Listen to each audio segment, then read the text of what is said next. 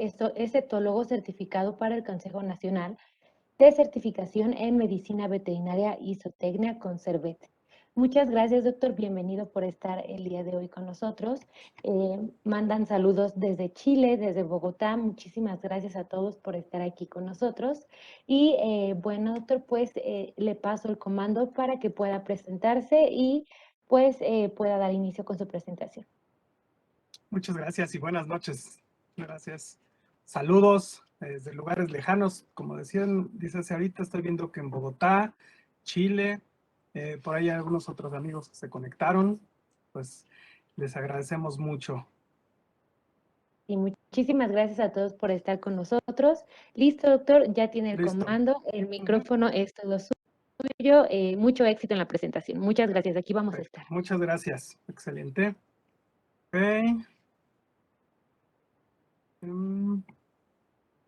Muy bien, pues antes que nada quisiera agradecer a Jamín Solís por la invitación, a Pati Ponce, a todo el equipo de Hills por abrir este espacio y hablar de comportamiento y la relación que hay con los problemas orgánicos, porque a veces pues no pensamos que la cabeza también se puede enfermar y que también pueden solucionarse muchas cosas.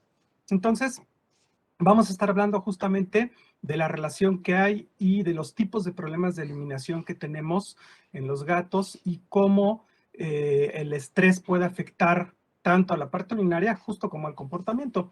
Y para hablar de estrés, a mí siempre me gusta remontarme a tiempos lejanos, por ahí de 1600, con René Descartes. Él fue un francés que decía cogito ergo sum, y es una traducción que quiere decir pienso, luego existo, pero no es un pienso, luego existo temporal, de que primero pienso y después existo. Es una cuestión filosófica de que pienso, por lo tanto existo. Y entonces lo que él decía es que los humanos tenemos razón y alma, y eso nos hace seres pensantes, nos hace seres conscientes que podemos tomar nuestras decisiones. Y él decía que los animales no hablaban, que carecían de razón y alma y por lo tanto eran máquinas orgánicas con respuestas automáticas. Esta forma de pensamiento se mantuvo durante muchísimo tiempo, incluso hasta nuestros días. De repente todavía oímos, ay, solo es un perro, solo es un gato, solo es una cabra. Y entonces esto da pie a los primeros inicios para trabajos sobre bienestar. En el año de 1964, Ruth Harrison publica un libro que se llama Animal Machines, en el que expone cómo era la producción en esas épocas, que todavía mucha de esa producción se sigue haciendo, en el sentido de cómo estaban los animales en los establos, la forma de producción de leche, de gallinas, etcétera, etcétera. El chiste es que hace una radiografía de toda esta forma y empieza a generar una inquietud en la población y en la comunidad científica para poder trabajar en pro de esos animales que están siendo producidos de cierta forma. Entonces, el año siguiente, el Comité Bramble, llamado así por el doctor que lo lideraba, da las 5 libertades, en las que exponen 5 puntos para que el animal pueda estar bien y que pueda realizar sus funciones normales. Es estar libres de sed y hambre, libres de incomodidad, libres de dolor, lesiones y enfermedad, libres de expresar las conductas normales de la especie y libres de miedo y angustia. Y estas son las bases que se han utilizado para el bienestar actual y la forma en la que lo manejamos. Sin embargo, esto es muy subjetivo, porque al decir que estén libres de sed y hambre, podemos pensar en un perro que vive en la calle o un gato que vive en la calle, que toma agua de un charco y que caza ratones o que se roba comida de la basura, y podemos compararlo con un gato que vive dentro de una casa en la que tiene alimento balanceado, tiene acceso al agua. Entonces ninguno de los dos va a tener sed ni hambre. Y a raíz de eso se ha ido modificando un poco esto de las 5 libertades y ahora se habla mucho acerca de los 5 dominios. Son dominios físicos y funcionales en los cuales tenemos la parte de nutrición, el entorno, la salud física y la parte conductual. Y tenemos el quinto, que es toda la parte mental. Entonces, el poder dar estas posibilidades de que el animal exprese las conductas propias, que tenga la posibilidad de tener una buena alimentación, que no tenga dolor, que tenga espacios adecuados, van a ayudarnos a que haya un nivel de bienestar elevado. Ahora, el chiste de que el animal tenga un nivel un nivel de bienestar elevado es que nos va a permitir que haya una convivencia armónica. Está comprobado científicamente que tener una convivencia armónica con un animal trae beneficios físicos y emocionales para ambos, tanto la persona como el animal. Y obviamente, si no tenemos una convivencia armónica, esto quiere decir que tenemos problemas, tanto físicos como conductuales, pues no vamos a tener una convivencia armónica y se va a convertir en un problema. Y esto nos lleva entonces a hablar de bienestar. Existen dos términos. Uno es el bienestar absoluto, que es el estado de completa salud física y mental, donde el individuo está en armonía con su ambiente. Cosa que es un poco complicado de lograr porque siempre va a haber algo que no se cubra. Y lo que se utiliza entonces es el bienestar relativo. Y el bienestar relativo es el estado de un individuo con relación a los mecanismos biológicos que utiliza para enfrentar y sobrellevar los cambios ambientales. Esto quiere decir que dependiendo de qué tan buenos sean los mecanismos que tiene para poder acoplarse a las situaciones a las que se enfrenta, va a poder tener un nivel de bienestar alto o va a tener un nivel de bienestar bajo. ¿Y esto cómo podemos traducirlo? Los psicólogos manejan la pirámide de Maslow, en la que se categoriza las necesidades. La parte de abajo es de supervivencia, la parte fisiológica de seguridad. La fisiológica es comer, dormir, etcétera. La seguridad es poder tener el acceso a las cosas que necesitamos. Y ya luego tenemos la parte de crecimiento, que es todo el contacto social, el trabajo de estima y la autorrealización. Entonces, dependiendo de en qué lugar de la pirámide de Maslow pongamos al animal de compañía, va a ser que va a cubrir. No es lo mismo un animal de compañía, como vemos a la izquierda, que funciona como un animal de terapia y que la persona la necesita para mejorar el estado emocional, o el de en medio, que es un animal de compañía, o el de la derecha, que tiene un fin zootécnico muy distinto, puesto que es un animal de competencia, de exhibición. Y entonces esta pirámide de Maslow la podemos llevar también hacia los animales. Y entonces podemos ver exactamente lo mismo que en los humanos, bueno, los animales no humanos, podemos ver exactamente lo mismo, estas necesidades fisiológicas de refugio, agua potable, condiciones de vida. Luego tenemos la parte de cuidados veterinarios, estar libres de enfermedad, el tratamiento de las lesiones, nutrición apropiada, etcétera, que son lo que enfocaría o se enfocaría el cuidado animal. Y luego tendríamos las necesidades sociales, la estimulación mental y la elección. Y entonces ahí ya estamos hablando de un nivel de bienestar alto. ¿Y por qué es importante esto? Porque el animal está en una percepción constante del entorno, a través de la vista, el olfato, el oído, el tacto, el gusto. Todo lo que lo rodea va a estar teniendo un impacto sobre él y va a tener una repercusión. Y entonces podemos tener una repercusión benéfica o perjudicial. Este gato que vemos a la izquierda estaba recién rescatado y vean cómo está la posición. Es una postura, estaba en una cajita, una postura de miedo, no sabe bien qué pasa. Y el de la derecha, es el mismo gato un año después, teniendo una vida soñada. Entonces, todo el entorno va a repercutir directamente en él y en su estado de ánimo. Y el estado de ánimo puede tener efectos adversos, como vemos el del lado izquierdo, en el que tenemos estrés y ansiedad, que al ratito vamos a ver qué es, o benéficos como el de la derecha, en el que tiene un nivel de bienestar muy alto. Ahora, gran parte de estos problemas que podemos encontrarnos y esta repercusión ambiental tiene un origen común y no solo es para los gatos, con muchos animales de compañía pasa. Hay una falta de educación por parte de la sociedad y creemos muchas veces que el animal es como un juguete. Le compramos un animal a un niño para que se haga responsable. O en el caso, por ejemplo, de los animales exóticos o fauna silvestre, es muy común las tortugas japonesas, por ejemplo, que tristemente son casi animales desechables, los venden con una cochinadita de terrario y no van a tener no van a poder sobrevivir. Las iguanas verdes, por ejemplo, son animales que se utilizan mucho como animales de compañía y si no tenemos las condiciones adecuadas para alojamiento, nutrición, etcétera, tampoco van a llegar a una edad adulta, puesto que mueren mucho antes. Entonces, por un lado tenemos una falta de educación, tenemos irresponsabilidad, que puede ser tanto de los padres como de algún adulto que quiere regalar un gato, regalar un perro porque está bonito, impulsividad, que también es muy importante. A veces nos encontramos una camada de gatitos en la calle, los rescatamos y, ay, pues están muy bonitos, me voy a quedar con los tres. Puede ser, pero si en casa ya tenemos otros 2 gatos, por ejemplo, o hay niños, o digo, ahorita por tiempo de pandemia mucha gente sigue trabajando desde casa, pero tal vez estoy todo el día fuera de casa. En fin, hay diferentes factores que pueden llevar a que esto se convierta a la larga en un problema. El mercado también influye mucho. De repente sale una película con unos hámsters que salvan al mundo y todo el mundo quiere un hámster. Una marca de papel de baño anuncia con un perro y todo el mundo quiere ese perro.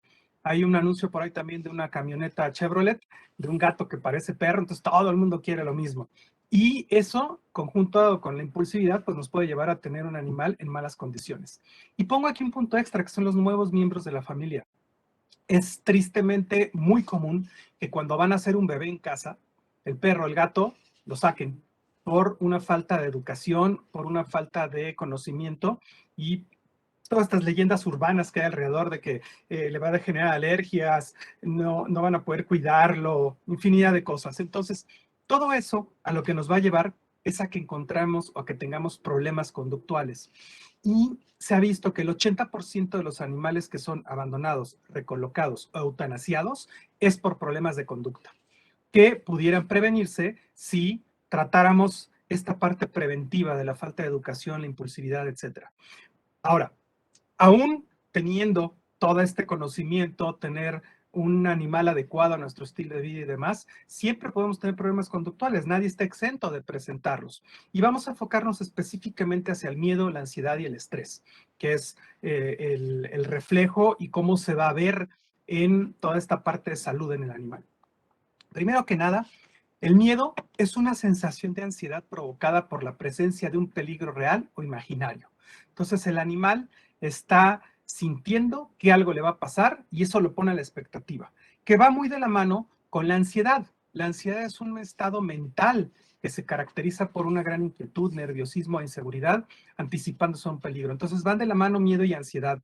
Hay componentes fisiológicos y conductuales que son más de uno que el otro, pero finalmente van de la mano. Inclusive hasta hay una fórmula actualmente que se utiliza como miedo, ansiedad y estrés, porque comparten muchísimos signos y respuestas.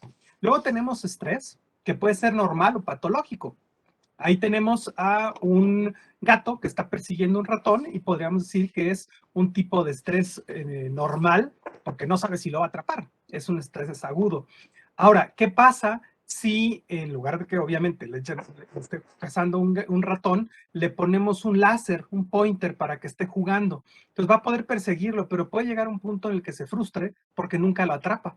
Y entonces se puede llegar a convertir en algo patológico. Y entonces el estrés lo podemos definir como el efecto ambiental sobre un individuo que sobrepasa sus sistemas de control y reduce su habilidad inclusiva o aptitud biológica. ¿Qué significa esto?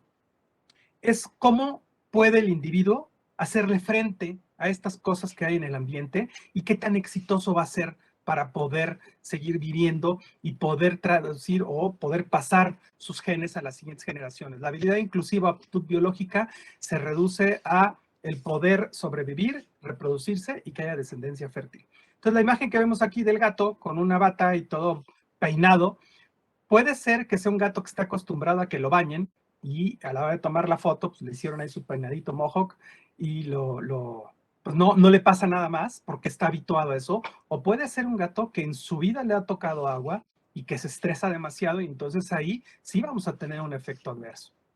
Porque además el estrés no solo podemos diferenciarlo en normal y patológico, podemos diferenciarlo o agregar también estrés agudo y estrés crónico.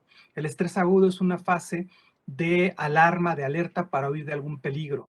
Pero si esta fase se continúa, entonces se puede convertir en un estrés crónico. Y esto es algo que se conjunta en algo que se llama el síndrome general de adaptación.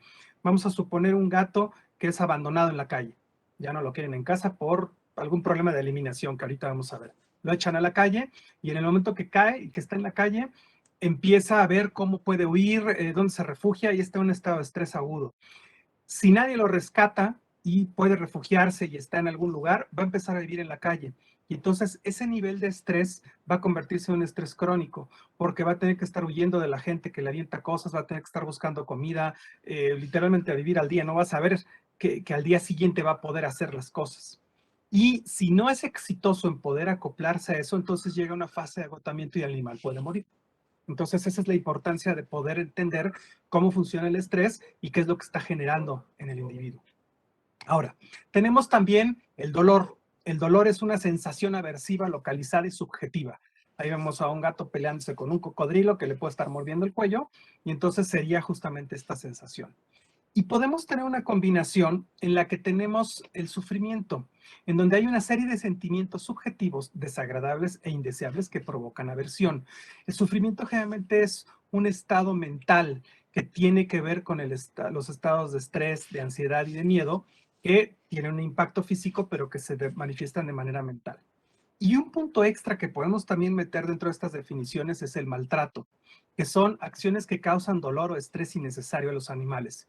Y podemos ir desde la negligencia de el no darle de comer bien a un alimento o un alimento que necesita un gato, esta imagen que ven que ahora está de moda pintar a los animales, pintar a los gatos, pintar a los perros, y eso es una forma de maltrato, no dar los cuidados básicos de cuidados veterinarios, la nutrición, humanizarlos, obviamente tortura, mutilación muy intencionada es parte del maltrato, y entonces esto en general, todo el miedo, ansiedad, estrés, nos llevan a que el animal vaya a tener un estado de ánimo tanto positivo como negativo. ¿Y por qué es importante entender todo esto? Porque eso nos lleva entonces a que tengamos diferentes problemas relacionados con la eliminación. Y para entenderlo, primero vamos a ver qué son los problemas conductuales, tal cual. Tenemos conductas normales, que son conductas propias de la especie, tienen una función adaptativa y se presentan en una intensidad y frecuencia adecuadas, pero pueden llegar a ser desagradables. Por ejemplo, este gatito que vemos aquí está en un arenero y tiene la necesidad fisiológica de orinar, entonces es propia de la especie, tiene la función adaptativa de liberar metabolitos, etcétera, y se presenta de manera adecuada. Puede llegar a ser desagradable, por ejemplo, ahorita vamos a ver ya desglosados los problemas, pero si no tenemos suficiente arena o está sucia, pues el gato puede hacer en el jardín o puede hacer en las macetas y entonces se convierte en algo desagradable, pero sigue siendo algo normal. Y por otro lado tenemos conductas anormales, que pueden ser propias o no de la especie, pierden la función adaptativa y se presentan en una intensidad y frecuencia inadecuadas y son patológicas. Aquí vemos una imagen de un marcaje que además tiene orina, entonces ahí tendremos una combinación de problemas, puesto que puede haber algún problema en vías urinarias más un problema de marcaje. Ahorita vamos a ver el marcaje cómo influye justamente en estos problemas de eliminación. Bien, ahora, la eliminación es de los problemas conductuales más frecuentes. Generalmente tenemos problemas de eliminación y problemas de agresión, y el que más se presenta es la eliminación. Ahora, con los tiempos en los que estamos viviendo de pandemia, pues ha habido muchos cambios en nuestro estilo de vida y ha sido muy común encontrar casos de problemas de eliminación por justamente los niveles de estrés. Ahorita lo vamos a ver. Entonces, podemos catalogar de tres formas a los problemas de eliminación. Por un lado, los problemas orgánicos, por otro lado, la eliminación inapropiada y por otro lado, el marcaje. Y vamos a desglosar cada uno de estos. Entonces, empecemos por los problemas orgánicos. ¿Qué podemos tener aquí? Podemos tener el síndrome urinario felino que ahora se le llama infección, es el Feline Low Urinary Tract Disease, la infección urinaria del tracto bajo felina, y es algo multifactorial que puede ser muy doloroso. Y al ser, bueno, antes se le llamaba un síndrome porque estaba compuesto por muchas cosas. Podríamos tener cistitis idiopática, uriolitiasis, anomalías anatómicas, trastornos conductuales, que es justo ahorita lo que vamos a involucrar, tumores, infecciones urinarias. Y son condiciones entonces en las que el animal tiene un problema en vías urinarias, puede haber hematuria, puede presentar poliaquiuria, puede presentar disuria, estranguria, y algo a veces muy importante que no siempre es evidente es el acicalamiento excesivo. Los gatos de manera normal se acicalan mucho, es algo rutinario antes de dormir, generalmente siempre se acicalan, y entonces podemos pasarlo por alto. Y en el momento en que empieza a tener problemas de no poder orinar, ahorita vamos a ver cómo se puede ver, entonces se está enmascarando, digamos, el problema porque puede tener un origen orgánico y manifestarse de forma conductual o tener la combinación. Porque, ¿qué es lo que está pasando? En el momento que metemos el estrés y que empieza a haber un nivel de ansiedad, de frustración, el cerebro va a empezar a estimular de manera más importante a la vejiga. Y entonces la vejiga va a sufrir inflamación, va a tener un proceso de retroalimentación hacia el cerebro que va a amplificar la respuesta de estrés y entonces es un círculo vicioso. Tenemos el estrés que nos lleva a un problema urinario y que el problema urinario nos lleva al estrés y entonces se convierte en un círculo vicioso. Ahora, estos son algunos de los problemas orgánicos con los que nos podemos enfrentar. No me voy a meter en desglosar cada uno, pero es muy importante que pensemos que siempre puede haber este componente orgánico y pueden ir de la mano. Ahora, quitando esta parte orgánica, la eliminación inapropiada es cuando el gato no tiene un componente orgánico justamente y entonces deja de utilizar el sitio designado, empieza a orinar fuera del arenero. Y entonces aquí, ¿cómo podemos verlo? Vamos a ver que el gato tiene una postura con cola baja. Fíjense en esta imagen cómo está prácticamente sentado. La eliminación siempre es una superficie horizontal y es mucho volumen. Está vaciando la vejiga. Puede ser orina y también puede llegar a ser heces. Y algo importante es que no utilice el arenero. Es muy importante, lo recalco, porque nos sirve para poder diferenciar estos 5 puntos con el marcaje. Entonces, el gato va a estar en cuadripestación, como en cuclillas, orina en superficie horizontal, una gran cantidad de volumen y no utiliza el arenero. Ahora, ¿por qué puede no utilizar el arenero? Tenemos varios componentes. El primero puede ser el arenero tal cual. Vean el tamaño de ese gato con respecto al tamaño del arenero, pues ni siquiera cabe. Y luego sumémosle, se alcanza a ver pues ni siquiera es arena, es grava, es muy grande el sustrato. Puede ser que sea muy poquito. El gato necesita rascar. El gato es un cazador, pero también es una presa. Entonces, los gatos de manera natural entierran las heces, entierran la orina para que justamente no huela y no pueda ser detectado por un depredador o que las presas lo identifiquen. A diferencia de los perros, que los perros cuando defecan o orinan llegan a rascar el suelo, no es para taparlo, es para impregnar con feromonas que se encuentran en los cojinetes plantares, bueno, entre los cojinetes plantares y dejar una marca de olor más importante, no solo la orina, y además una marca visual por esos arañazos. Entonces, tenemos por un lado el arenero, que puede ser muy chico, puede ser también un arenero cerrado, o pueden ser areneros estos que ahora hay automáticos, que en cuanto sale el gato se activa y rastrilla todo, e incluso hay unos que dan la vuelta, traen un sensor para que no funcione cuando está el gato adentro, pero un electrónico siempre puede averiarse, entonces podemos tener por un lado el arenero. Por otro lado, lo que decía el sustrato, una cantidad insuficiente, generalmente lo ideal es que tenga entre 7 y 10 centímetros de arena. No debe de ser una arena que tenga un olor muy fuerte. Tampoco debe ser muy fina como polvo, porque entonces se les pega en las patas. Cuando salen del arenero y se empiezan a sacudir, es que justamente se queda entre los cojinetes. El sitio en el que esté es muy importante, porque el arenero del gato, pues no es así como el centro de mesa ornamental para estar a mitad de la sala. Entonces, generalmente lo refundimos en el lugar más cercano de la casa y muchas veces coincide con el cuarto de servicio, con el garage. Entonces, imagínense que está la lavadora o está la secadora, el gato llega al baño y en el momento que está entrando al arenero, se dispara la centrífuga de la secadora, de la lavadora, se va a dar miedo y se va a ir. Podemos también tener otros animales en casa. El gato que hay perros en casa y entonces el perro está esperando a que el gato acabe para ir a comerse las heces o que no lo deje entrar. Y el número de areneros es muy importante. Muchas veces los que tenemos gatos son como aquellas papas que no podemos tener solo uno. Entonces, generalmente los que tenemos gatos tenemos a veces más de uno. Y si no tenemos suficientes areneros, eso va a generar un conflicto. Imagínense que tenemos 3 gatos y hay un arenero. Pues a la hora de que ir al baño está ocupado y entonces no puedo hacer ahí. Si a eso le sumamos que puede haber conflictos entre los gatos, van a estar peleándose para poder entrar al arenero y entonces todavía ese nivel de estrés se va a incrementar más y menos van a utilizar el arenero y utilizan otro lugar. Ahora, pensando en justamente esta combinación que decíamos orgánica ahorita.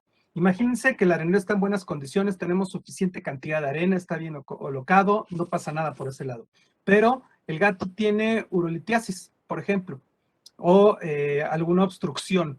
Entonces llega al arenero para tratar de orinar, se acomoda y el momento que trata de orinar le duele. Y entonces ese dolor se asocia al arenero. ¿Qué hace el gato? Se sale del arenero y va caminando a buscar otro sitio. Y mientras va caminando, la vejiga se va moviendo, los cristales se pueden ir moviendo, se destapa o se detecta la obstrucción parcial a los conductos y el momento que llega una maceta o un sillón, ahí orina. Y entonces tenemos la combinación. Hay un factor orgánico que está desencadenando la aversión al arenero. Ahora, podemos tener también que no utilice el arenero por una preferencia por algún otro sitio, algún otro sustrato. Hay gatos que los tuvieron con jergas o con tela y entonces que se acostumbran a hacer en esas superficies. Entonces puede ser, como vemos aquí esta imagen de un sillón completamente orinado, que le gusta la textura, le gusta el lugar y entonces hace ahí. Y es además algo cíclico porque pues el sillón, a veces en los tapetes también pasa, se impregnan y es muy difícil quitar esa marca olorosa. Entonces, como ya hay una preferencia por ese sitio y ya está además impregnado con la orina, pues va a seguir haciéndolo de manera conjunta en ese lugar. Y podemos sumarlo, al igual que como decíamos hace ratito, con la parte orgánica. Si en el momento que está en el arenero le cuesta trabajo porque le está doliendo por esa obstrucción parcial, en el momento que brinca el sillón se reacomoda todo en la vejiga y entonces se desobstruye y puede orinar en el sillón, entonces va a empezar a hacer ahí. Entonces, ya tenemos estos dos puntos. Y el tercero, que es muy importante, es esta combinación de ansiedad, estrés y miedo. ¿Por qué se puede dar? Puede ser porque hay una falta de enriquecimiento. Un gato que esté aburrido, estos departamentos nuevos que son completamente planos y no hay nada donde subir, no hay nada donde trepar, es aburrido para ellos. Los gatos son tridimensionales, necesitan poder subir, poder esconderse, etc. Entonces, tenemos justamente eso. Altos niveles de estrés que pueden darse por varios factores. Puede ser que haya sobrepoblación, que tengamos muchos gatos en casa o que haya gatos y perros, que haya otros animales. Puede ser que vivamos en un lugar con muchísimo ruido, con vecinos que hacen mucho ruido o vecinos con perros y el gato se estresa a ver a los perros. Y justamente esto que pongo aquí con un asterisco que es la pandemia, de manera normal, pues salíamos a trabajar, digo, una jornada de 8 horas más o menos, los niños en la escuela, y desde que empezó la pandemia todo eso cambió. Los niños tuvieron 1 año y medio y siguen algunos encerrados tomando clases de casa, y entonces el gato estaba acostumbrado a tener la casa para él solo y de repente está llena de personas la casa, hay 4 o 5 computadoras prendidas al mismo tiempo, todo el mundo está hablando, se oyen las clases, se oye esto, se oye el otro, y el gato entonces comienza a estresarse y estresarse y estresarse y estresarse. Y si a eso le sumamos que acaban la clase de los niños y quieren ir a jugar con el gato, tal vez en el momento de descanso del gato, entonces van y lo despiertan. Entonces se va incrementando y se va incrementando este nivel de ansiedad. Puede haber también frustración porque no puede tener esta combinación de enriquecimiento de las atenciones, actividad física, etcétera, y combinarse justamente con lo que hablábamos de manera orgánica, enfermedades y dolor. Y de la mano también tenemos aquí el maltrato. Entonces, todo este conjunto de cosas nos va a estar dando ansiedad, estrés y miedo. ¿Cómo podemos identificarlo? ¿Va a ser un gato que va a estar inactivo? O al contrario, puede estar hipervigilante. Un gato inactivo pudiera estar en un estado de depresión, no tiene ninguna estimulación, está todo apachurrado, aburrido, sin hacer nada. Pero también podemos tener un caso de un estrés y una ansiedad muy elevada en el que está hipervigilante constantemente, que ande volteando hacia todos lados a ver qué va a pasar. Puede estar aislado, puede haber un acicalamiento excesivo, puede haber movimientos de latigueo de la cola que nos están demostrando que hay estrés, pegar las orejas a la cabeza, posturas corporales bajas, bufido, son señales de ansiedad y de que el gato está estresado. Esta parte inclusive del acicalamiento excesivo puede llegar a combinarse también con trastornos compulsivos como la pica, la alopecia psicogénica, que van de la mano justamente con estos problemas de ansiedad y estrés. Entonces, a final de cuentas, tenemos una enfermedad con muchos componentes que puede llegar a ser difícil de entender. Ahora, algo muy importante también es que los problemas conductuales en los gatos no siempre, o más bien, no ocupan una gran cantidad de las revisiones médicas porque muchas veces las manifestaciones son diferentes a un perro. Por ejemplo, un caso de ansiedad por separación en un gato, posiblemente el gato se quede acostado, no se acicala, no haga gran cosa. pero en un perro, un caso de ansiedad por separación puede estar orinando, defecando, destruyendo, aullando, etcétera, entonces es mucho más evidente. Entonces, a veces no es tan sencillo la identificación. Algo que sí yo rescato de toda la pandemia y que nos ha ayudado mucho es que la gente pasa mucho más tiempo, al estar pasando más tiempo en su casa, aprende a conocer a su perro, aprende a conocer a su gato, y entonces se han identificado un montón de problemas. Y he tenido pacientes que hasta nos han dicho, es que no me había dado cuenta realmente cómo se comportaba y sus rutinas diarias, y ahora lo entiendo mucho mejor. Muy bien. Podemos tener también signos de tensión muscular, puede haber dilatación pupilar, piloerección, salivación, temblores, puede haber trastornos gastrointestinales. Cuando tenemos un nivel de estrés elevado puede haber diarreas y vómitos recurrentes, y los trastornos urinarios estamos diciendo. Entonces se convierte en un círculo vicioso. Ahora, por otro lado, tenemos el marcaje. Los gatos son animales sociales. Si bien no son forzosamente gregarios, sí son animales sociales y tienen jerarquías plásticas. Esto quiere decir que en función de la cantidad de recursos que haya, se puede mantener establecido o se establece una buena jerarquía. Estas colonias de gatos muy grandes que vemos en el Hospital Español, en el Panteón de Joco, el Coliseo Romano, etcétera, se mantienen porque justamente hay una abundancia de recursos, principalmente comida y espacio. Entonces, en el núcleo se encuentran generalmente las hembras, que muchas veces están emparentadas, tías, abuelas, primas, nietas, etcétera, y en la periferia están los machos cuidando el territorio, porque además son animales altamente territoriales. Y una de las formas de poder demostrar esta territorialidad es a través del marcaje. De manera que el marcaje es un comportamiento normal y se puede dividir en tres formas. Podemos tener marcaje territorial, que es justo lo que estamos diciendo ahorita en estas colonias grandes. Puede haber un marcaje sexual y o ansioso, o la combinación. Ahora, el marcaje es mucho más marcado en los machos enteros. Sin embargo, se ha visto que el 10% de los machos esterilizados y el 5% de las hembras esterilizadas siguen marcando. La función social que tiene el marcaje es ahuyentar a otros machos y facilitar el acceso a las hembras. Ahorita estamos nada más hablando del marcaje con orina, pero los gatos marcan con feromonas faciales y marcan también con las uñas. Entonces, pensando en la orina, dejar una marca de orina va a decirle a los otros machos, este es territorio de perenganito, es territorio de fulanito, no me voy a acercar, y las hembras, al contrario, pueden identificar el estado reproductivo y demás para poder acercarse. Ahora, la gran diferencia, y hace ratito que ponía el ejemplo de la eliminación inapropiada, tiene que ver con la postura y el volumen. Aquí la postura es en cuadripedestación, completamente parado, la cola está en alto, puede llegar a agitarla inclusive, y es muy poco volumen, es un chisguete que generalmente llega a la superficie y luego escurre. Y generalmente solo es orina, aquí no se llegan a ver heces. Y algo muy importante es que sí utiliza el arenero. Entonces, cuando tenemos más de un gato en casa, puede ser que sí utilice el arenero, pero además está marcando fuera del arenero, ya sea porque está ansioso o porque está entero y hay otros gatos, tanto machos como hembras, o el vecino tiene un gato, entonces por eso puede estar marcando. Y algo muy importante también es que lo hacen sitios que tienen una importancia social elevada, sitios de paso, sitios de descanso, y tiene un efecto aversivo hacia los demás gatos. Una zona que ya está marcada por un gato generalmente es evadida por otros gatos, no la buscan. Y entonces de esa manera se va estructurando ese territorio. Dentro de casa podemos tener pequeños territorios, o una casa puede ser un territorio con respecto a los gatos de los vecinos. Muy bien. Ahora, vámonos al diagnóstico. El diagnóstico tiene que ser secuencial y tiene que ser paralelo a la parte médica.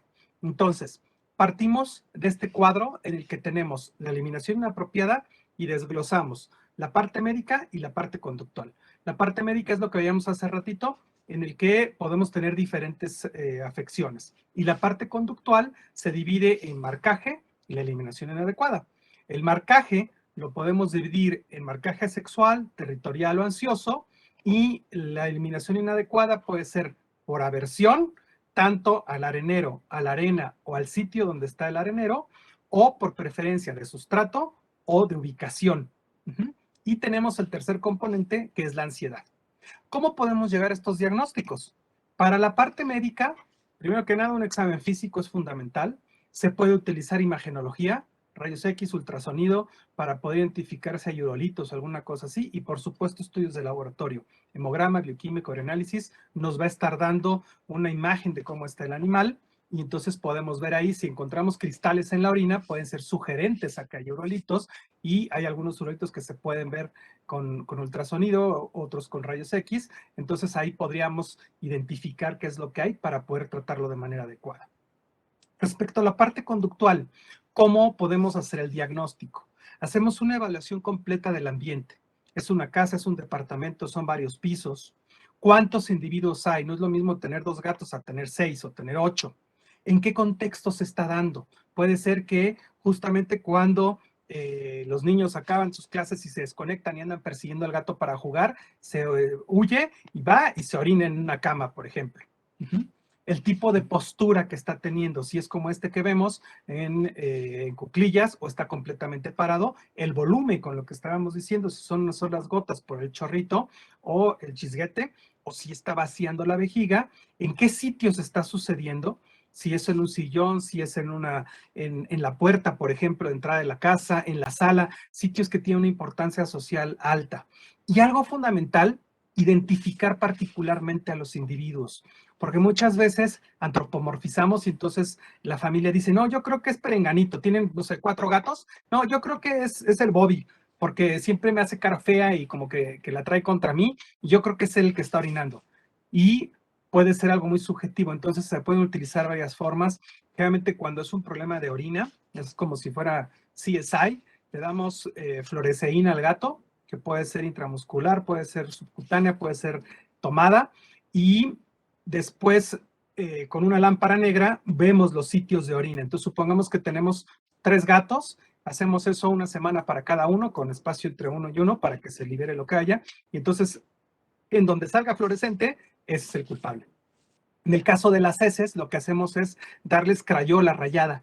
Rayamos crayolas y las mezclamos o ponemos anilina también, puede ser un colorante, algún colorante alimenticio en el alimento para que entonces las heces salgan de colores. Y entonces podamos identificar quién es el que está orinando o quién es el que está defecando fuera del urinero. Porque si no podemos enfocarnos el tratamiento a uno, cuando en realidad puede ser el otro. O pueden ser varios también. Ahora, ¿cómo lo tratamos? ¿Qué tenemos que hacer? Primero, la parte médica. Este descarte que decíamos, puede ser que necesite algún tipo de medicación, puede haber métodos quirúrgicos en caso de que hubiera urolitos, puede ser por extracción, micción, urohidropropulsión por sondeo, puede ser cistoscopía, cistotomía, litotricia, puede ser por disolución, se pueden utilizar sustancias que cambien el pH, depende mucho de lo que encontremos o de la condición que sea, no forzosamente son urolitos, pero entonces hay que dar este tratamiento con desinflamatorios, antibióticos, y la parte nutricional es muy importante. Se puede utilizar modificadores de pH o disolventes, y hay alimentos como este que pongo en la imagen, el Urinary Care, que es el Multicare, que justamente ayuda a disminuir los niveles de ansiedad por los componentes que tiene, y además ayuda a disolver los cristales. Este tipo de alimentos muchas veces tienen triptofano y alfa-casozepina, que son precursores de serotonina y ayudan a bajar los niveles de estrés. Entonces, por eso se llama Multicare, porque tiene todo un sistema en el que ayuda por un lado a la parte urinaria y por otro lado a la parte de estrés. Entonces, esta parte médica nos va a ayudar con el componente que pudiéramos tener clínico si hay alguna afectación. Ahora, de manera conductual, ¿cómo podemos ir haciendo el tratamiento? Perdón, primero ambiental. El tipo de arenero que tengamos. De repente tenemos no sé, adoptamos al gato de cachorrito y le tenemos una bandejita y de repente va creciendo y entonces compramos un domo y él nunca supo lo que era meterse uno cerrado, entonces va a dejar de usarlo. Ese puede ser uno, ¿no? El tipo puede ser abierto, puede ser semicerrado, puede ser cerrado, puede ser automático. Este que vemos aquí tiene la entrada por arriba, es muy buena para las casas donde además hay perros. El tamaño del arenero debe de poder entrar al arenero, dar cómodamente la vuelta y ponerse en posición para orinar. Si es uno de estos cerrados, el techo debe de poder permitir el movimiento. El número de areneros, lo recomendable es que sea el número de gatos más 1. Entonces, si tengo un gato, lo ideal es tener 2 areneros. Si tengo 4 gatos, lo ideal es tener 5 areneros. Que estén separados. Hay gente que a veces tiene 4 gatos y tienen 5 areneros y todos están en el baño o en el cuarto de servicio, así uno tras otro. Es como si estuvieran juntos. Entonces hay que tenerlos separados con esta ubicación cómoda y con un acceso constante, porque a veces metemos al arenero al baño y la puerta del baño está cerrada, entonces ya no pueden entrar. La limpieza es muy importante y qué tan a menudo limpiamos el arenero completo, no cuando quitamos la arena, cómo limpiamos el arenero y si hay presencia de otros animales. Luego, la cantidad de arena. Debe de haber por lo menos entre 7 y 10 centímetros. El tipo de arena, como decíamos, lo preferente es aglutinante, pero que no sea ni muy fina ni muy gruesa. Si es con olor, que sea muy suave y evitar cambiar la arena. A veces cuando cambiamos de marca, llega a haber problemas porque ya no lo reconocen. Y la limpieza debe ser diaria. Todos los días quitar con la palita. Luego, también en el ambiente, en las zonas indebidas donde ha orinado, hay que utilizar, limpiar de manera normal con agua, jabón, el limpiador que se utilice, y luego utilizar un eliminador enzimático de olores. Puede ser enzimático y o bioactivo, porque las enzimas ayudan a degradar los cristales de urea, de grasa, de proteína, y quitan esa marca orgánica. Entonces, se hace esto para quitar el olor y además podemos utilizar aversivos. Podemos ver ahí como un tapetito que tiene unos piquitos muy suaves, pero que hace que el gato no se acerque a la maceta a orinar. Y hay quien utiliza aversivos, por ejemplo, poner una ratonera volteada para que el gato se acerque y lo espante, o tirarle un chorro de agua, o también este tipo de aversivos, estos tapetes eléctricos que dan una descarga. Yo no recomiendo ninguno de estos porque se puede asociar con alguna sensación. Si uno está ahí cerca y en ese momento el gato toca la ratonera, y aunque está boca abajo, no le va a tocar, no lo va a pellizcar, puede asociarlo con nosotros o igual a descarga eléctrica. Estos dos de la izquierda, uno funciona con sonido y el otro con aire comprimido, pueden ahuyentarlo del sitio, pero también se corre el riesgo de que se asocie con algún otro estímulo. Entonces, lo ideal es poder hacer este manejo de limpieza y el poder garantizar el arenero, como decíamos. Aparte de la limpieza, es muy importante hacer una transferencia de feromonas.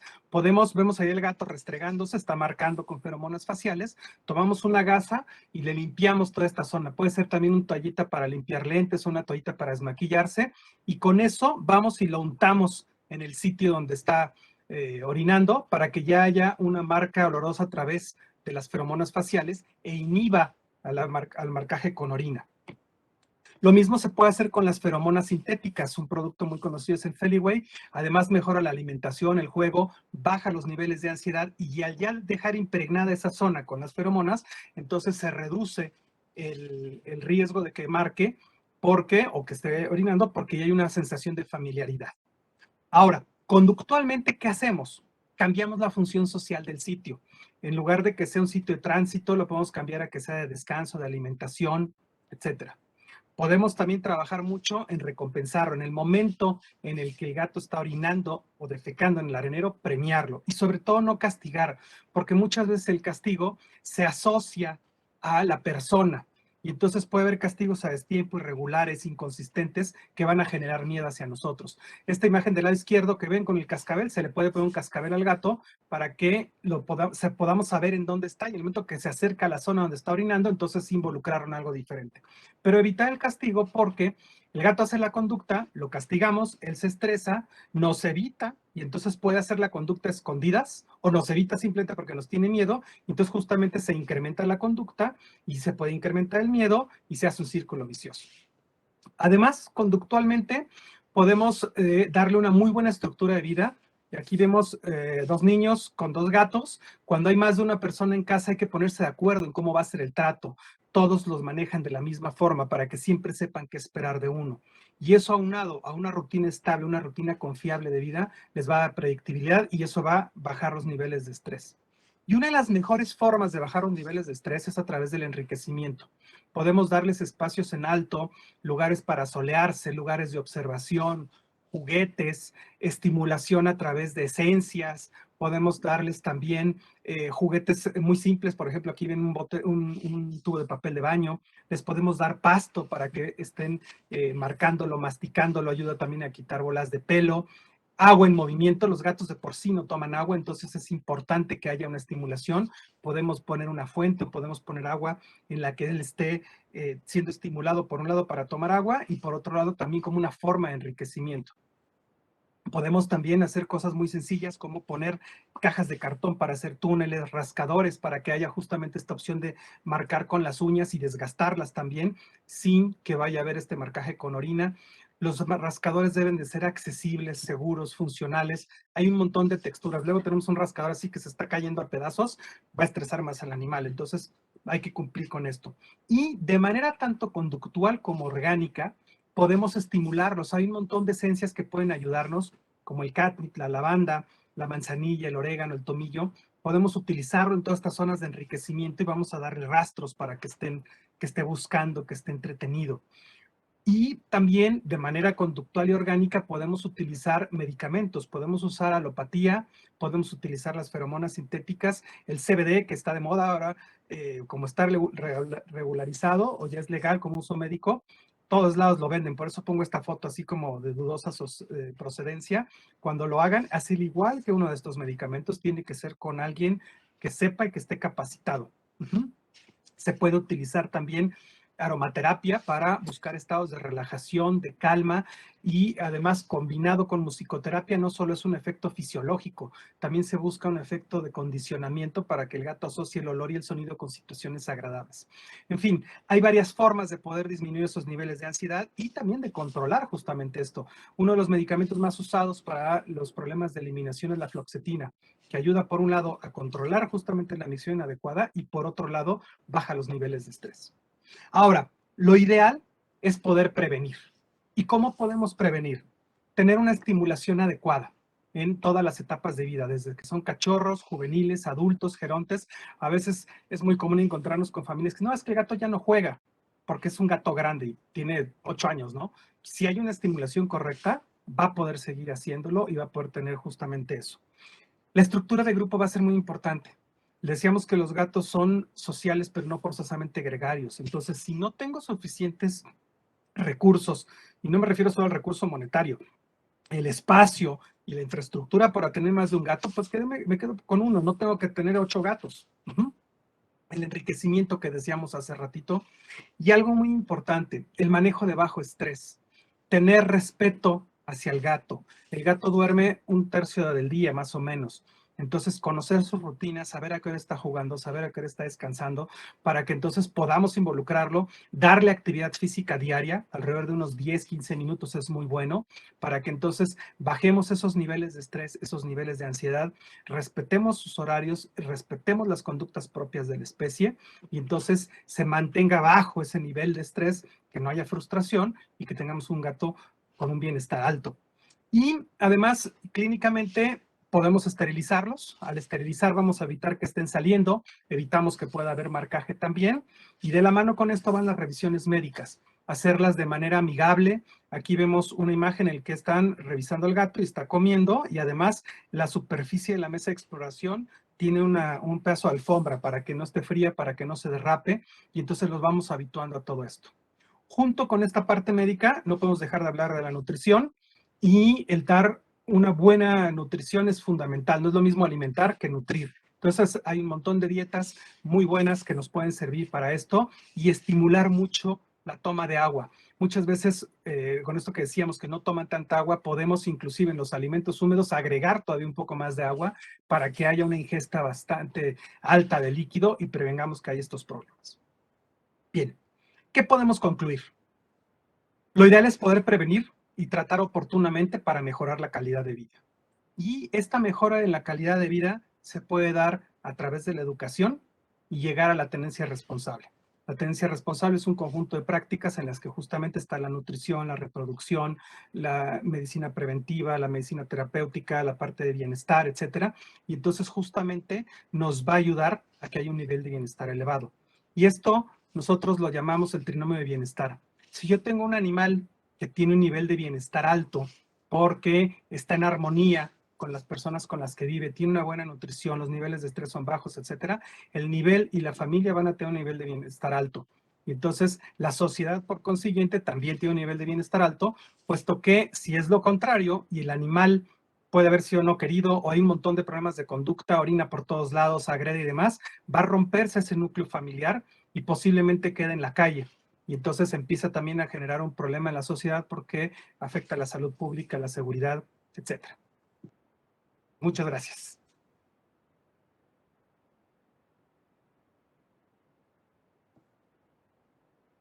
Muchas gracias, doctor, por la plática súper enriquecedora. Tenemos aquí varias preguntas y bueno, vamos a solamente a dar unos pequeños anuncios de parte de GIRS y vamos a la parte de preguntas y respuestas. Así que por favor no se nos vayan. Pero bueno, antes, muchísimas gracias al doctor por estos temas que realmente todavía van comenzando en Latinoamérica. Son temas que son sumamente importantes a la hora de poder tratar este tipo de problemas de eliminación principalmente en felinos. Entonces, muchísimas gracias, doctor, por este excelente contenido que hoy nos brindó. Y bueno, como les digo, voy a dar inicio a una pequeña presentación. Sin embargo, vamos a seguir con la sección de preguntas y respuestas en un momento. No sé si me pueda regresar el comando, doctor. Sí, creo que lo debes de tomar tú nada más, ¿no? Le pones ahí a hacerte host. Y Ah, ya. sí, ya, perdón. Aquí está. Listo. Listo. No se nos vayan. Vamos a seguir con el doctor aquí para poder platicar acerca de sus dudas. Pero bueno, vamos a dar un pequeño anuncio rápido.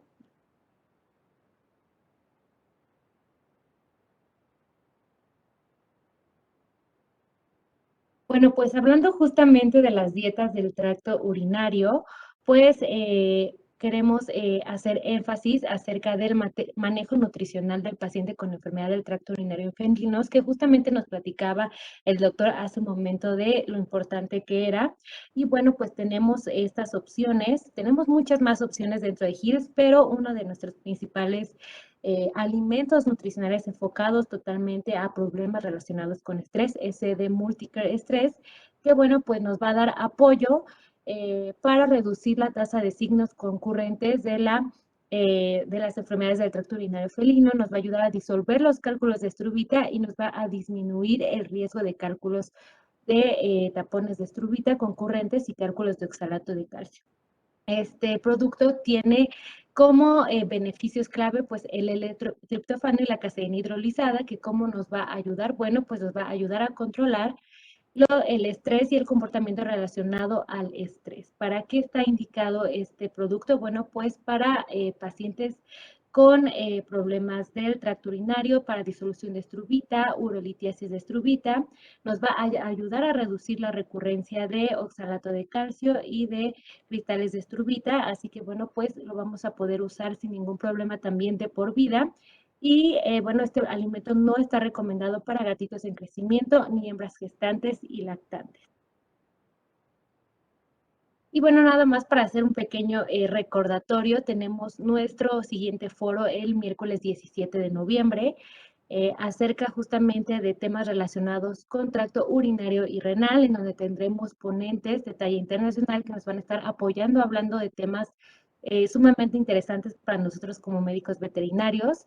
Así que bueno, estén al pendiente de nuestras redes sociales. En Facebook estamos publicando constantemente la liga de inscripción para que puedan inscribirse y puedan disfrutar de este congreso. Pero bueno, regresando con usted, doctor, ahora sí veo que tenemos muchísimas preguntas. Sí, podemos ir en orden como están en el chat, ¿no? Claro, claro, sin problema. Ok, a ver, déjame ver. Déjeme checar. Es que van saliendo varias. Había visto la primera. Y si quieres se las leo para que no haya problema, pero ya la había visto casi hasta sí, adelante. Sí, aquí tenía, la primera es la hierba gatera, que sí puede tener efectos desagradables en algunos gatos. ¿Qué experiencia ha tenido con este tipo de hierba? La hierba gatera, el Catip, Nepeta cataria, tiene un alcaloide que es estimulante. Entonces hay gatos a los que les gusta mucho, incluso pueden llegar a babear. Es como un estado de euforia y desaparece en unos minutos. Entonces, yo tengo buena respuesta en su uso. Me gusta mucho para estimular cuando hay juguetes nuevos o escondites, cosas en las que no les llame mucho la atención, se puede espolvorear un poquito y eso ayuda bastante. Hay otro producto que se llama Matatabi, que también son unos palitos que muerden y que tiene un efecto semejante. Hay gatos a los que el candil no les hace nada, entonces puede funcionar este. Y también justamente el poder utilizar las otras esencias que les comentaba, como por ejemplo té de limón, romero, manzanilla, tomillo, orégano, ayudan también a estimular. Entonces es como un rastro oloroso y una estimulación sensorial la que damos y justamente ayuda a poder tenerlos ocupados. Perfecto, doctor, muchas gracias. Pregunta Mari Pérez. ¿Puede presentarse aversión al sustrato para defecar, pero no al orinar? ¿Por qué podría ser? Mira, podría ser, ya es un caso muy particular, algo interesante con los casos de conducta es que cada familia y cada gato es una condición muy específica. Entonces tendríamos que ver justamente qué es lo que está pasando. Y aquí muy probablemente la historia tiene mucho que ver. Si es algo que empezó de la noche a la mañana, por ejemplo, pudo haber sido una experiencia traumática. Pero puede ser también que se haya comido algo y hay una obstrucción parcial. Entonces pasa lo mismo. De repente trata de defecar, hay tenesmo y al no poder defecar, entonces busca otros sitios. Entonces habría que hacer una historia clínica muy detallada para poder identificarlo, pero técnicamente por supuesto que sí es posible. Gracias, doctor. Pregunta igual Mari Pérez. ¿Qué colorante mencionó que se puede ofrecer en el alimento para identificar al gato que está defecando afuera? Sí, para los que defecan se puede utilizar crayolas con las que dibujan los niños. En Sudamérica creo que se llaman crayones de cera. Entonces rayas, obviamente tiene que ser para niños, de los que no son tóxicos. Rayas un poquito y eso en las croquetas o en el alimento húmedo revuelto van a salir las heces de colores. O también se puede utilizar el colorante alimenticio, unas gotitas del colorante que usamos para hacer galletas o cosas así.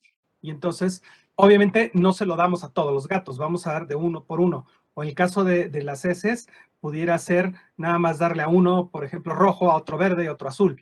Pero ahí tendríamos que estar seguros que no comen del plato de los demás platos. Entonces, y el chiste de la alimentación de los gatos además es que sea libre acceso, entonces es complicado. Por eso mejor preferimos utilizar de manera controlada. Y cuando es orina, se puede utilizar fluoresceína. Es lo que se utiliza para ver la córnea.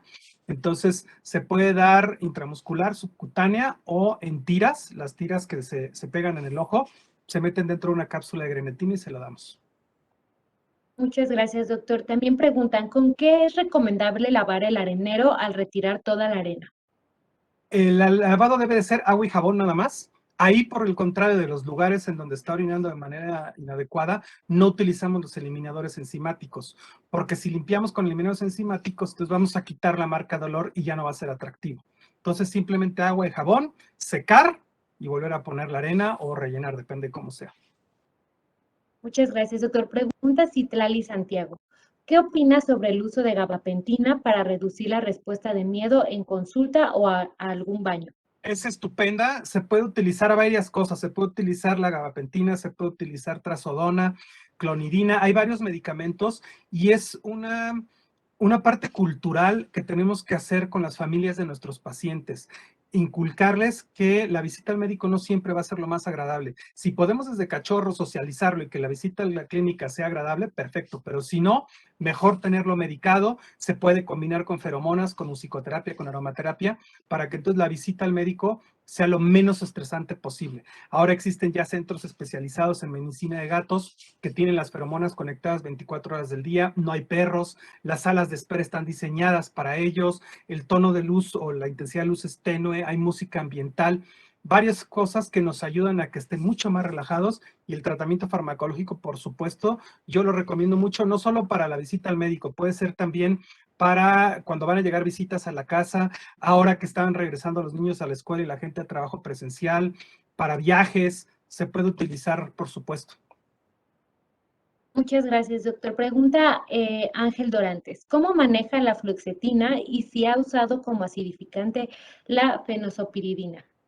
Fenazopiridina, perdón. No la ha utilizado como acidificante y la fluoxetina se utiliza en una dosis de 0.5 a 1 miligramo por kilogramo de peso cada 24 horas. Pregunta Rosalba y Selva. Cuando existe ya un problema donde un gato agrede a otro y está teniendo problemas para orinar, ¿qué nos puede recomendar? Pues de entrada, habría que ver si estos problemas son porque el gato se aguanta y no puede ir al baño o porque está haciendo en otro lado. Entonces, esto que platicábamos en el tratamiento de incrementar el número de areneros, distanciarlos para que haya suficiente espacio y que a veces hay un gato que controla los recursos, entonces va y se queda ahí plantado esperando a que el gato salga. Entonces, si ponemos varios areneros y además que sea un acceso fácil, mejor. Hay que tratar de evitar los areneros ponerlos en las esquinas, porque en la esquina solo hay un lugar de acceso. En cambio, si lo ponemos en un lugar que hay acceso por varios sitios, es mucho más difícil que se bloqueen el paso. Entonces, habría que partir de eso, incrementar la cantidad de areneros, incrementar la distancia entre cada areneros y dar mucho enriquecimiento. En el momento que ponemos enriquecimiento, el gato va a estar estimulado y va a estar haciendo, va a tener actividad física y actividad mental. Y eso ayuda a disminuir justamente el estrés y el querer estar persiguiendo al otro de manera constante. Y muchas veces el uso de fármacos nos ayudan justamente a controlar esto. En el caso de agresión entre gatos se puede utilizar el Feliway Friends, que ayuda justamente a disminuir los conflictos y depende del tipo de agresión que sea y cómo se esté dando, se puede también medicar para controlarlo. Ahora, un punto importante nada más, el enriquecimiento debe de ser gradual. No podemos de la noche a la mañana modificar la casa porque entonces sale contraproducente. El gato se va a estresar porque son demasiados cambios y ya no reconoce el lugar. Muchas gracias, doctor. Pregunta María Fernanda Rosas. ¿Se le puede dar alimentación urinaria a un gato que no ha presentado signos de sospecha, pero vive junto a otro que sí, como prevención? Técnicamente sí, va a ser más gasto, pero sí se podría estar utilizando. Ahora, algo importante con estos alimentos de prescripción es que no se pueden usar durante mucho tiempo, porque como lo que hacen es cambiar el pH de la orina, si se queda mucho tiempo ahí, luego podemos tener a favorecer enfermedades, infecciones urinarias. Entonces, se debe de hacer un cambio e irlos monitoreando de manera constante para poder ir cambiando de dieta. No sé si la doctora Gaby quiera complementar esto. Me pregunta ay, es que está larga la pregunta. ¿Es la que dice en donde ejerzo? Justamente. Ok, a ver, la voy leyendo. En donde Es, ejerzo hay una gran cantidad de personas que utilizan su jardín trasero como arenero para sus gatos. He intentado convencer a varios de colocar areneros comentándoles sobre los beneficios que tiene, pero con más de la mitad no lo he logrado. El no tener un arenero y tener solo un jardín amplio podría ser factor desencadenante también. ¿Y algún consejo para poder hacer entender la importancia del arenero a los propietarios? Pues mira, el consejo más importante que yo puedo dar es que los gatos deben de estar en interiores. Los gatos cuando están en exteriores representan un riesgo para otros gatos, para otras personas y para la fauna que hay en el ambiente. Los gatos pueden estar cazando colibrís, pueden cazar pájaros. Si bien nos ayudan a controlar a los ratones, de todas maneras pueden ser una amenaza muy importante para la fauna del lugar, por un lado. Por otro lado, si están saliendo los gatos y tienen contacto con otros gatos, pueden llegar a contraer enfermedades que además, si son zoonóticas, se pueden llegar a transmitir a las personas. Y esta parte que decíamos de la educación, la tenencia responsable implica justamente tener ese control. Ahora, si esta persona con estos jardines está cerrada la casa y el gato no puede salir de ese lugar, pues adelante, no hay problema porque están haciendo dentro del sitio y no hay acceso de otros gatos. Pero si pueden entrar y salir los gatos, entonces se puede llegar a convertir en algún problema mayor, por esto que decíamos de la transmisión de enfermedades. Y además vamos a tener conflictos, puesto porque va a haber marcaje, puede haber territorialidad, etcétera. Muchas gracias, doctor. Pregunta el doctor Odrandi Salgado. Doctor, una consulta. En gatos agresivos, a la hora de introducir un nuevo integrante a la casa, ¿qué protocolo sugiere realizar y manejo para evitar estrés y cambios de conducta? Ok, ese podría ser tema para toda una plática completa. Pero de manera general hay que hacer una introducción gradual, hay que hacer un intercambio de feromonas, como veíamos esto de impregnar las zonas que ya están limpias con feromonas faciales, se hace impregnar las feromonas de un gato en el otro y los sitios para que pueda entonces haber una identificación familiar. Hacer una terapia de contracondicionamiento, el poder involucrar a cada gato en algo agradable en presencia del otro, primero a una gran distancia y luego a una distancia más corta. Generalmente puede ser dentro de un cuarto y poco a poco se va abriendo la puerta. El poco a poco es por semanas. Yo no recomiendo mucho el poner la jaula transportadora del gato nuevo y que se acerquen los otros, porque el que está dentro se va a estresar muchísimo. Es un espacio tan reducido que no puede escapar ni puede moverse. Entonces, yo recomiendo más hacerlo en un cuarto. Y utilizar las feromonas sintéticas, como el Feliway Friends, por ejemplo. Se puede utilizar la aromaterapia, la musicoterapia. Son como los puntos más importantes. Y algo fundamental es no forzarlos. Motivar la interacción a través de comida, juego, etcétera, pero no forzar la interacción porque entonces puede ser contraproducente. Muchas gracias, doctor. Pregunta Yosada Flores. ¿Recomienda la arena tipo cristal? Pues mira, si lo acostumbramos, es posible. Hay ahora una gran cantidad de cosas en el mercado. Está la tipo cristal, están las biodegradables, los que son pellets. Alguna vez, no fue paciente mío, pero vi un caso de uno que utilizaba arena de mar. Entonces, si el gato se acostumbra, no hay problema. El chiste también es que tengamos una suficiente cantidad de arena, como decíamos hace rato, por lo menos entre 7 y 10 centímetros, que permita hacer un recambio constante y ver si voy a estar pudiendo pagar este tipo de arenas, porque a veces es una maravilla, pero el bulto me cuesta, no sé, 500 pesos, ¿no? Y si tengo que comprar un bulto por semana, de repente, híjole, no tuve trabajo esta semana, le cambio, ahí es donde empiezan los problemas. Entonces sí se puede utilizar, es cuestión nada más de que se habitúe el gato. Al hacer una transición, hace al igual que con los alimentos, se tiene que hacer de manera progresiva, mezclando el anterior con el nuevo, hasta quedarse solo con el nuevo. Yo de manera general lo que les recomiendo siempre a las familias de nuestros pacientes es que se queden con una marca de arena y tengan siempre una reserva. Tener 2 bultos, por ejemplo, de reserva, porque de repente no hubo en el súper o en la tienda o lo que sea, y que siempre haya una para no caer justo en estos cambios intempestivos. Y entonces ahí sí podría aplicar para esta, para la biodegradable, para la que sea. Muchas gracias, doctor. Pregunta a Aurora López. Si no se da un tratamiento rápido a este problema urinario, ¿puede llegar a afectar a otros sistemas? Sí, por supuesto, porque en el momento que tenemos una infección en vías urinarias o puede haber urolitiasis o algo así, podemos tener obstrucciones, puede haber uremia también circulando en el torrente sanguíneo, sí puede afectar a todo. Ujú. Hay muchas dudas sobre la musicoterapia, pero le voy a hacer una muy general para que pueda contestar a la mayoría.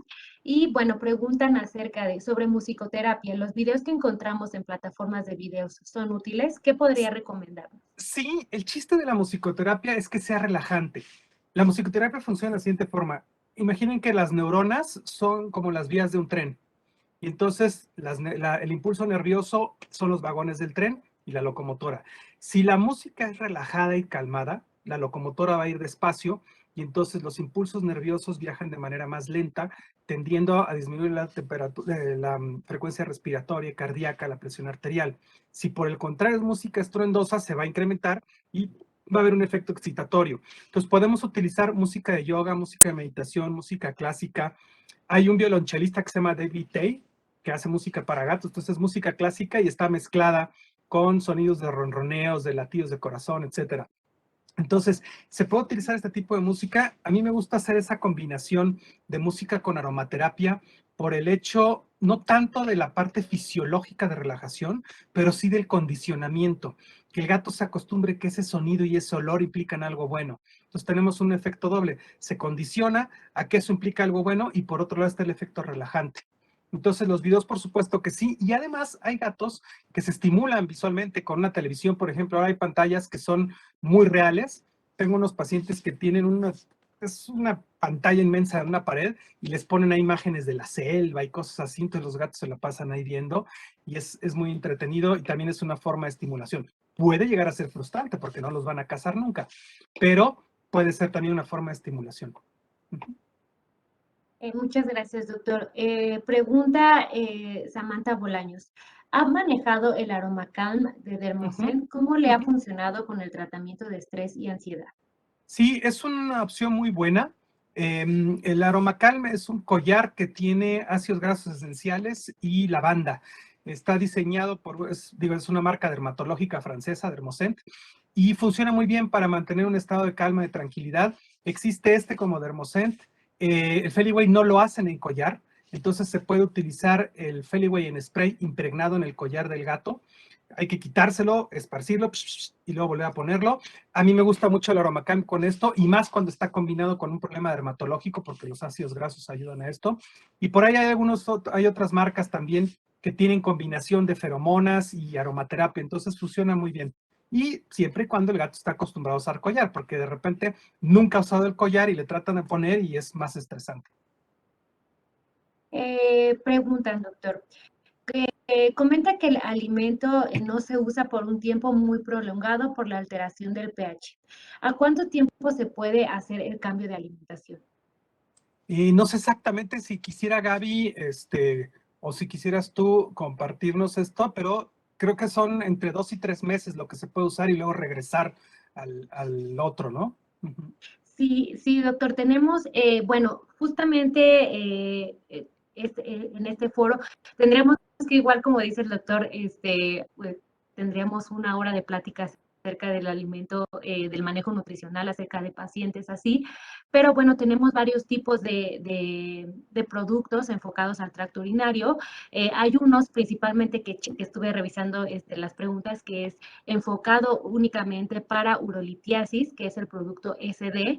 Este producto solo se usa, como dice el doctor, entre un periodo hasta 6 meses, justamente por el uso de acidificantes urinarios. Entonces, realmente, primero hay que evaluar el caso clínico que ustedes tengan como médicos veterinarios.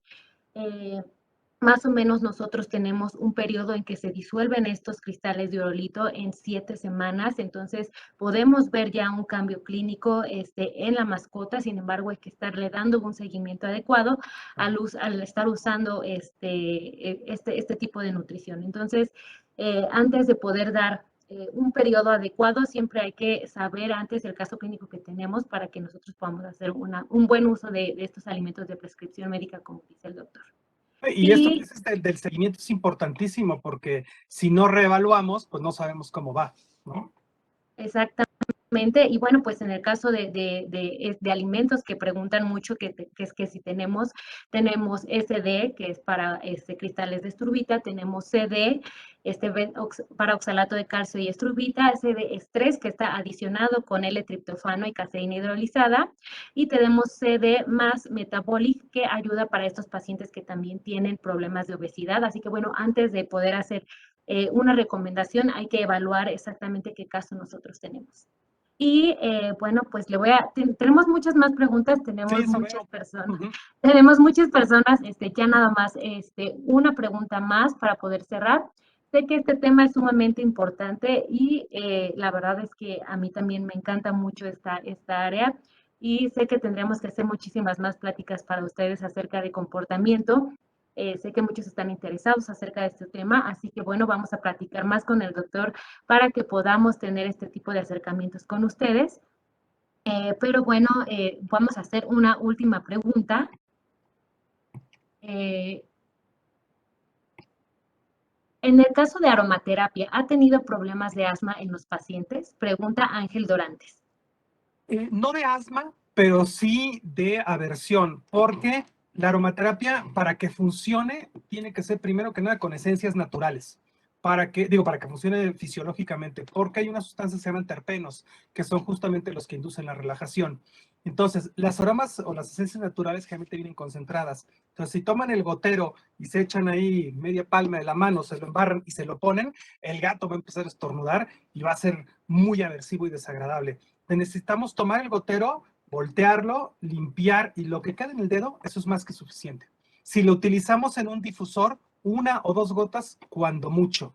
En los perros es mucho más socorrido. Los perros llegan a oler casi 50 veces mejor que nosotros y los gatos alrededor de 20 veces. Entonces tenemos que tener mucho cuidado porque hasta muchas veces me han dicho, ay, es que le puse más porque yo sentí que no olía nada. Pues sí, pero él huele mucho mejor que tú. Entonces hay que tener cuidado en la cantidad porque si no, en el momento que él ve el frasquito lo empieza a oler, pum, se echa a correr porque sabe que le va a picar la nariz. Muchas gracias, doctor. Y bueno, ya la última, ya para complacer a la mayoría de los doctores, pregunta Carlos Pérez, ¿cuál es la dosis de la fluoresceína por vía parenteral? Dame un segundito. Ahorita te la digo porque no me la sé de memoria. Aquí la tengo, dame un momento. Si es subcutáneo, 0.3 mililitros. Si es oral, 0.5.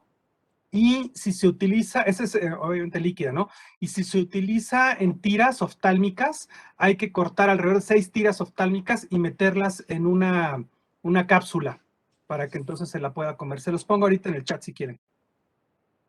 Muchísimas gracias, doctor. Y bueno, pues muchas gracias a todos los doctores que se conectaron. Tiene muchísimas felicitaciones de parte de los doctores. Muchísimas gracias por estar el día de hoy con nosotros, doctor, por darnos esta información tan valiosa acerca de la importancia de también tener un buen manejo etológico con nuestras mascotas, especialmente con felinos. Y bueno, pues muchísimas gracias, doctores, por estar con nosotros. Estamos seguros que vamos a regresar unos meses más con el doctor Rodrigo para que podamos tener otra plática con ustedes acerca de este tipo de problemas que sé que son sumamente importantes para ustedes saber de esto. La plática, claro que quedará grabada, vamos a hacerles llegar sus certificados y el link de grabación en unos días para que ustedes lo tengan. Así que, bueno, más o menos tardamos alrededor de unos 7 días en subir esta plática a la plataforma. Y en cuanto esté ahí, nosotros se los hacemos llegar. Muchísimas gracias por estar el día de hoy con nosotros. Muchísimas gracias, doctor, ¿De por qué? estar aquí con nosotros. No sé si quiera despedirse de esa audiencia que está muy Sí, contenta de usted. sí, les pongo ahorita en el chat lo de la fluoresceína. Les voy a poner también de vuelta mis datos. Quedaron muchas preguntas sin responder. Con toda confianza, si alguien quiere, mándenos un mensaje. Se lo estoy poniendo aquí para que nos escriban o nos manden un mensaje y les podamos resolver. Alguien por ahí dijo que iba muy rápido y que no podía tomar nota. Me emociono mucho, me apasiona. Entonces, de repente sí como que se me caldean los ánimos. Pero con todo gusto, si no quedó algo claro, con toda confianza, escríbanos, mándenos un mensaje, contáctenos y les podemos resolver y ayudar como quieran. A las personas que están en Colombia, en Chile, en Paraguay, trabajamos mucho a distancia también con estas plataformas, damos consultas de esta manera, incluso tenemos unos acuerdos de trabajo para atender casos de conducta a distancia y podemos hacer el trabajo en conjunto con ustedes. Entonces, si tienen alguna duda o algún paciente y necesitan el apoyo de un etólogo clínico, con todo gusto estamos para ayudarles. Y pues muchas gracias a todos.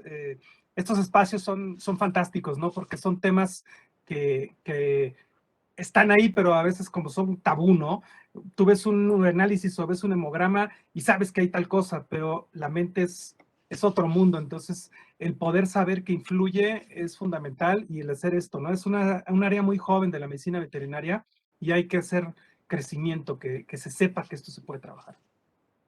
Muchísimas gracias, doctor. Estoy seguro que todos aprendimos de usted acerca de lo importante que es la etología y el manejo de este tipo de pacientes. Así que, bueno, muchísimas gracias a todos.